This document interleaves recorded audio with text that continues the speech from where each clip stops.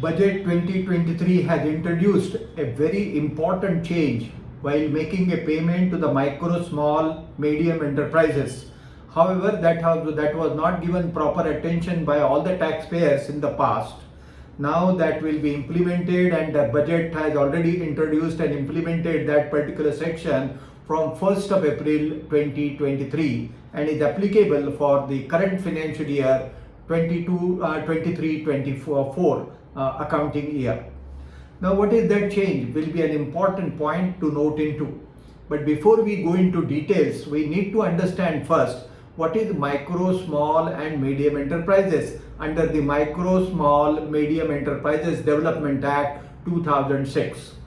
According to the definition that has been laid down, newly reinserted definition that has been laid down, a micro enterprise is that enterprise which ultimately has an investment up to rupees 1 crore and has a turnover up to rupees 5 crore.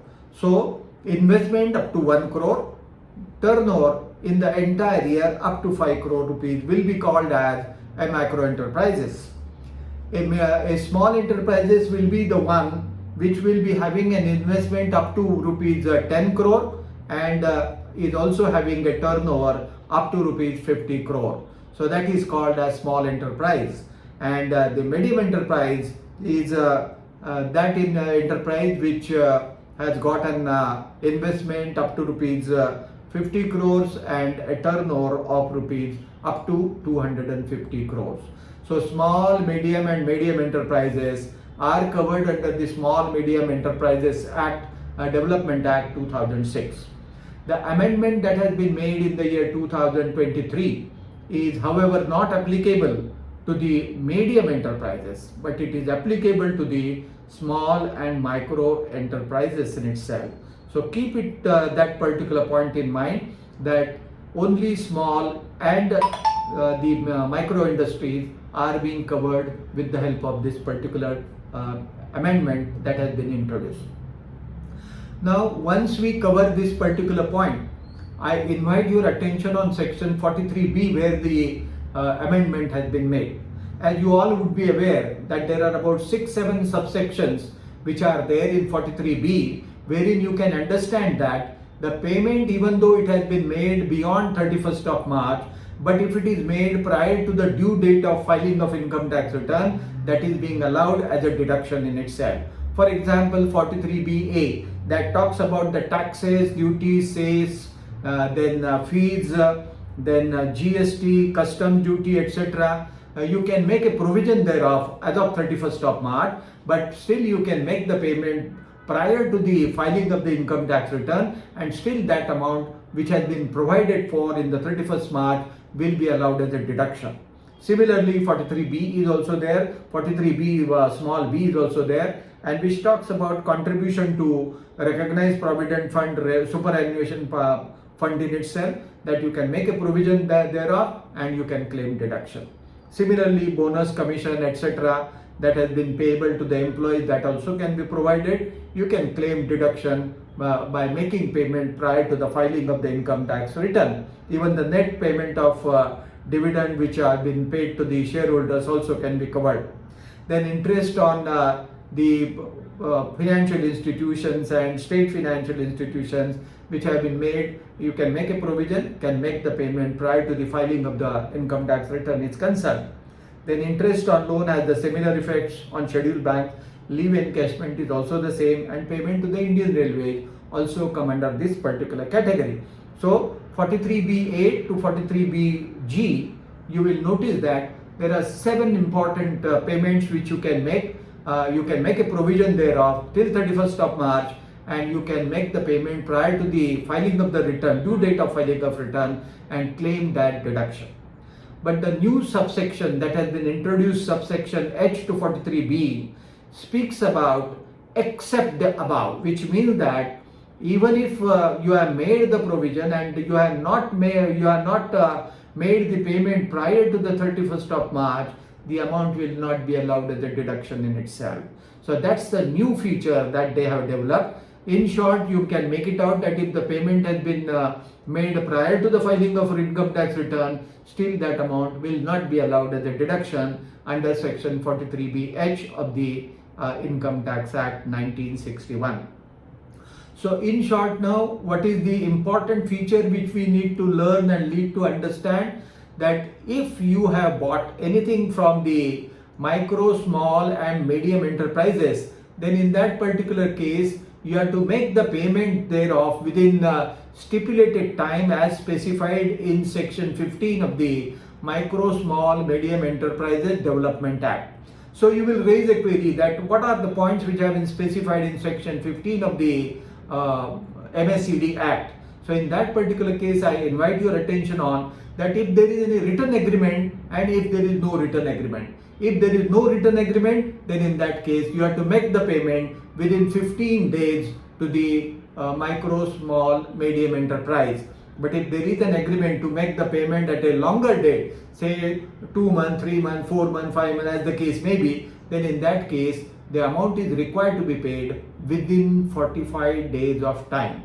But in case if there is an agreement to make the payment within 30 days time, then 45 days are not allowed. You have to make the payment within 30 days of time. So in short, if there is no agreement, then in that case 15 days is the period.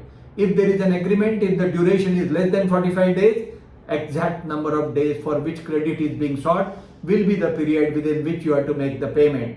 And if the duration has been specified beyond 45 days, you have to make the payment within 45 days of time. So this is the peculiar feature that has been laid down in section 15 of the MSME Act in itself. So what is the impact of this? Now the impact of this would be that if you have made any purchases, if you have to make the payment for the MSMEs enterprises are concerned, and if there is no written agreement, in that case all the transactions which have taken place prior to 16th of March of that particular year, you have to make the payment before 31st of March. And in case you have sought some credit period, then in that case, if the year happens to be a leap year, then you have to make the payment before 14th of February. And if it is not a leap year, then you have to make the payment, if it is a leap year, then you have to make the payment before 14th of February. And if the payment is required to be made after 13th of February, then in that case, the purchases are required to be made before 13th of February. So I'll repeat this point once again for the sake of clarity. If you have purchased certain items from MSME, if it is a leap year and that items are purchased before 14th of February, and secondly, if it is not a leap year and you have purchased the items before 13th of February in itself, the entire payment is required to be made on or before 31st of March of that accounting year. Then and only the amount will be allowed as a deduction. Otherwise, the amount will not qualify for deduction is the important feature that one needs to note about so far as the technicalities are concerned.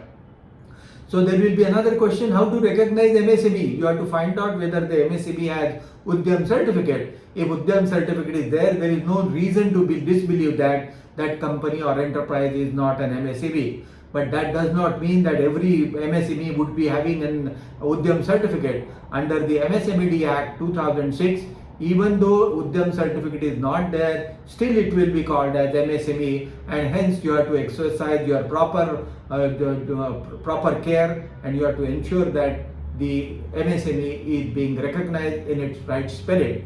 If the amount is not paid before due date, then in that case amount will not be allowed as a deduction. So in short, you can come to conclusion that this particular provision is applicable for the provisions which have been made till 31st of March 2023 in the current 2024 in the current year. For the next year, another rules, regulations could be there, because so many representations have been made to the Ministry of Finance. If no change is made, this will continue for another 1 year or 2 years of time, or for eternally thereafter. So this is the major issue that what we will have to learn into and look into so far as the technicalities and change that has been specified.